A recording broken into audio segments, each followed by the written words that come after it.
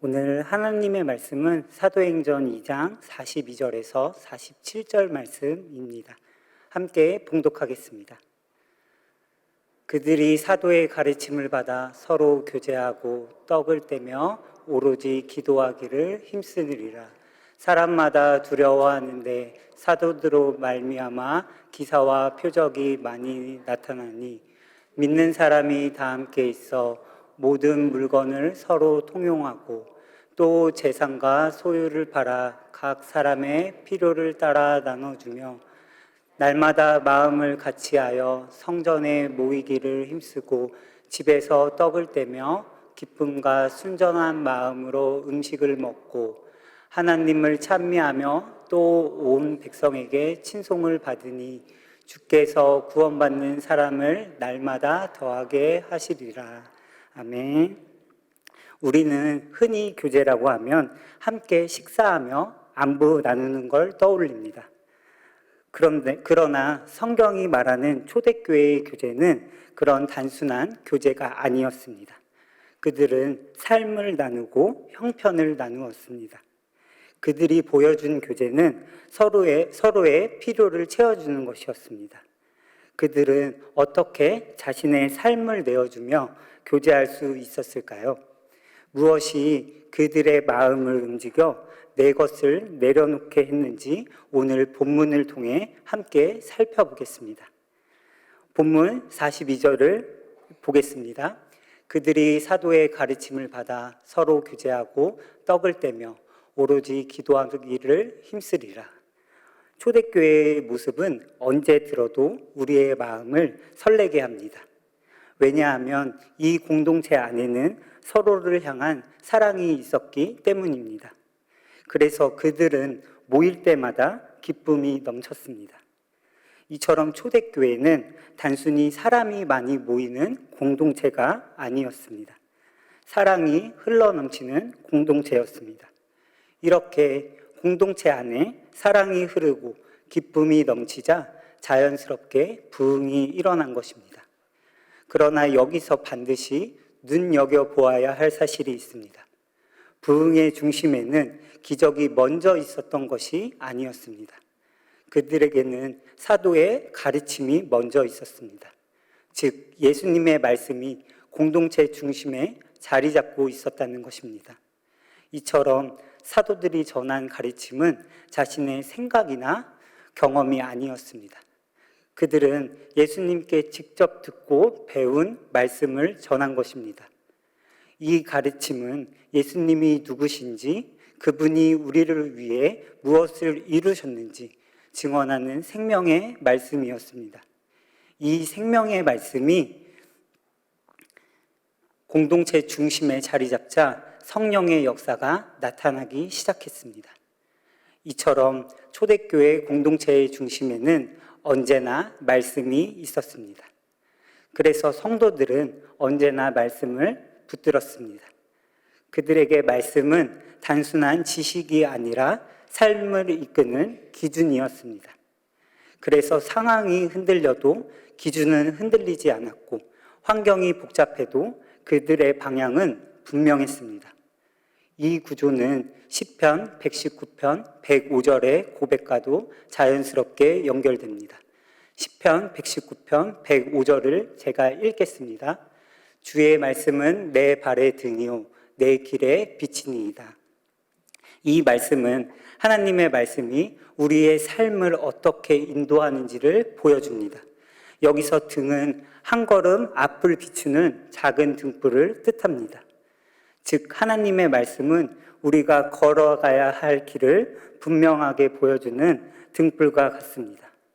바로 이런 의미에서 초대교회 성도들은 사도의 가르침을 붙든 것입니다. 그들에게 하나님의 말씀은 삶의 길을 비추는 등불과 같았기 때문입니다. 그래서 그들은 말씀이라는 등불을 들고 한 걸음 한 걸음 걸어갔습니다. 그들이 말씀을 붙들 때 보이지 않던 길이 보였고 말씀을 따라 걸어갈 때마다 늘 성령의 역사가 더해졌습니다. 바로 이것이 초대교회의 모습이었습니다. 그런데 우리의 신앙생활을 돌이켜보면 이 순서가 자주 뒤바뀔 때가 있습니다. 말씀을 먼저 붙드는 대신 눈앞의 문제를 먼저 바라보고 감정을 따라가며 사람의 말을 기준으로 판단할 때가 많습니다. 이렇게 말씀보다 환경과 상황을 앞세우게 되면 우리의 마음은 쉽게 흔들리고 생각은 점점 복잡해집니다. 결국 무엇이 옳은지 어디로 가야 할지 분별이 흐려지게 됩니다. 그 이유는 우리의 기준이 말씀이 아니라 환경으로 옮겨가기 때문입니다. 실제로 말씀을 기준으로 살아가는 일은 결코 쉽지 않습니다. 왜냐하면 우리는 연약하기 때문에 무슨 상황이 생기면 쉽게 마음이 흔들리기 때문입니다. 즉, 말씀보다는 눈앞의 현실을 더 크게 보는 것입니다. 그래서 이럴 때마다 우리는 말씀을 붙들어야 합니다. 왜냐하면 우리의 마음은 흔들릴 수 있지만 하나님의 말씀은 절대 흔들리지 않기 때문입니다. 이사야서 40장 8절 말씀은 이렇게 말합니다. 풀은 마르고 꽃은 시드나 우리 하나님의 말씀은 영원히 서리라 하라. 이처럼 세상의 모든 것은 흔들리고 지나가지만 하나님의 말씀은 흔들리지 않으며 영원합니다. 말씀은 변하지 않기 때문에 우리는 그 말씀을 붙들 수 있고 말씀을 붙들기 때문에 흔들리는 상황 속에서도 흔들리지 않을 수 있습니다. 우리가 이렇게 말씀을 붙들게 될 때 우리의 삶의 방향은 달라지기 시작합니다. 더 이상 문제를 놓고 우리의 생각으로만 살아가지 않게 됩니다. 대신 말씀을 가장 우선순위에 두고 그 말씀을 따라 살아가게 됩니다. 그렇게 말씀이 우리 삶의 중심이 될 때 하나님께서 그 말씀 위에 역사하십니다. 사랑하는 성도님들, 하나님의 말씀은 어떤 상황에서도 결코 흔들리지 않습니다. 하나님의 말씀은 언제나 동일합니다. 이 말씀은 지금도 우리 가운데 살아 역사합니다. 말씀이 우리의 기준이 될 때 하나님께서 그 말씀 위에 역사하시며 우리의 삶을 인도하실 줄 믿습니다. 저를 따라 선포하시겠습니다. 하나님의 말씀은 흔들리지 않습니다. 네, 2장 42절을 다시 한번 보겠습니다. 그들이 사도의 가르침을 받아 서로 교제하고 떡을 떼며 오로지 기도하기를 힘쓰리라. 초대교회의 성도들은 떡을 떼며 서로 교제했습니다. 그러나 여기서 말하는 교제는 우리가 흔히 생각하는 교제를 뜻하지 않습니다.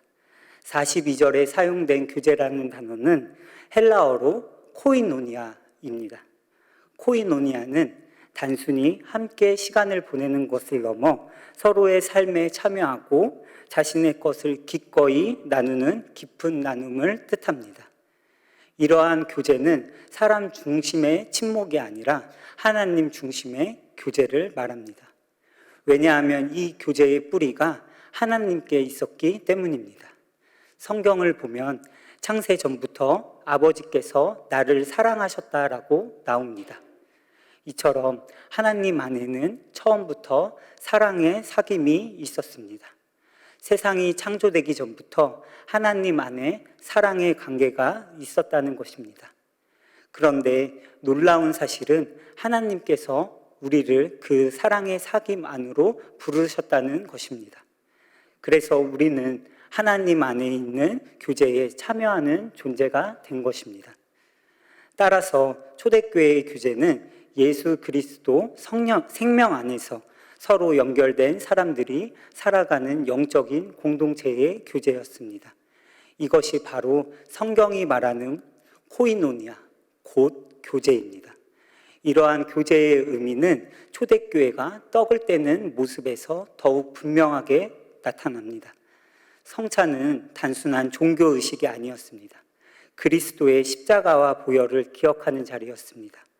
그 자리에서 성도들은 예수님께서 자신의 생명을 내어주시고 우리의 죗값을 대신 치르셨다는 사실을 기억했습니다.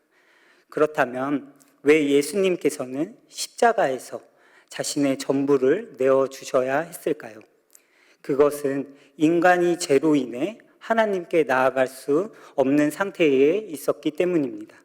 하나님과의 관계가 끊어진 인간은 자신의 힘으로 하나님께 나아갈 수 없는 존재였습니다.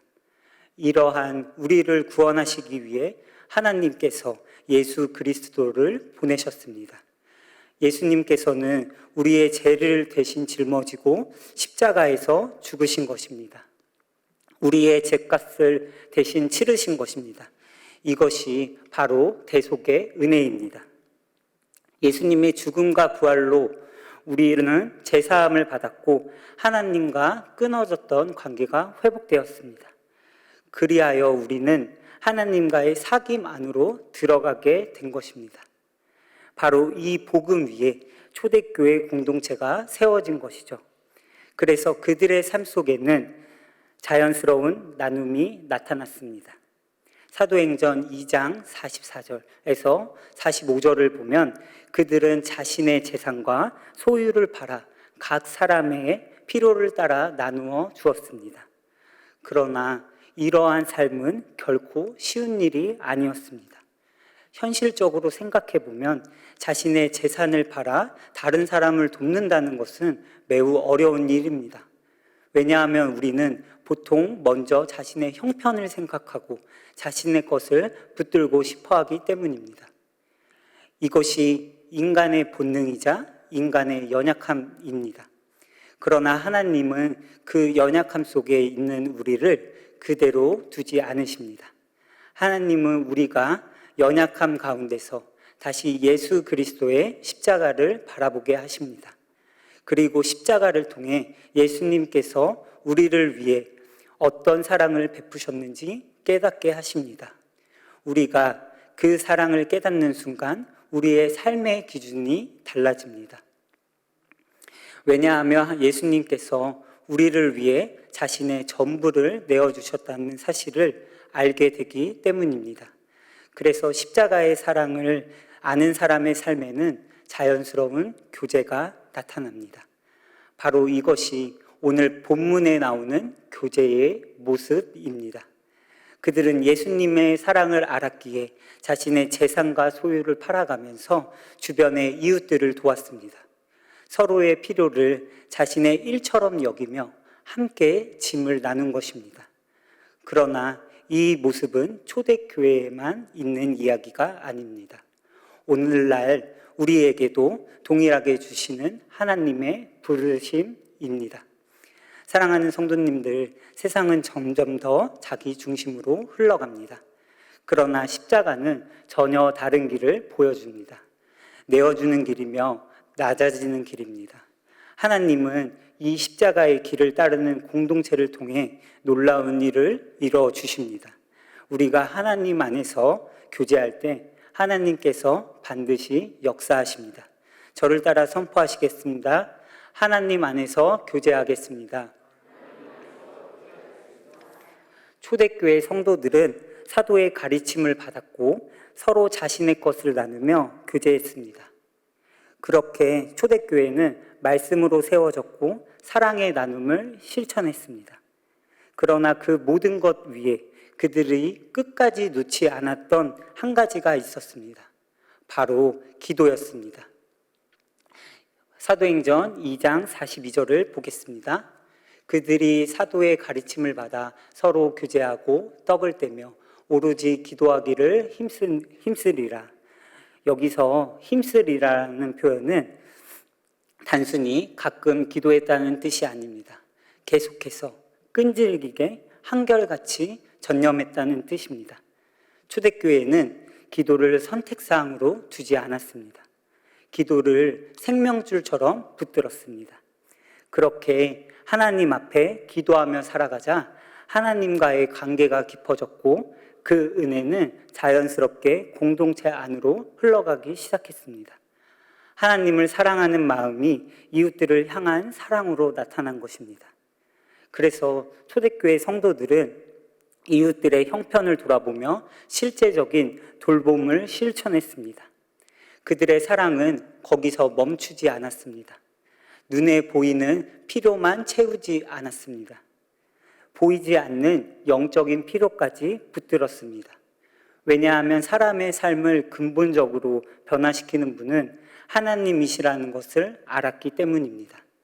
그래서 그들은 자연스럽게 마음을 모아 서로를 위해 기도하기 시작했습니다. 그런데 여기서 한 가지 중요한 사실이 있습니다. 우리가 하나님께 기도할 수 있다는 것 자체가 당연한 일이 아니라는 것입니다. 왜냐하면 우리는 죄로 인해 하나님께 나아갈 수 있는 존재가 아니었기 때문입니다. 그래서 성경은 하나님과 사람 사이에 중보자가 필요하다고 말합니다.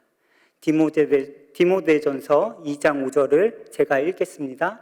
하나님은 한 분이시오 또 하나님과 사람 사이에 중보자도 한 분이시니 곧 사람이신 그리스도 예수라. 이처럼 예수 그리스도께서 우리의 참된 중보자가 되십니다. 그래서 우리는 자신의 이름으로 기도하는 것이 아니라 예수 그리스도의 이름으로 하나님께 나아가는 사람들이 된 것입니다.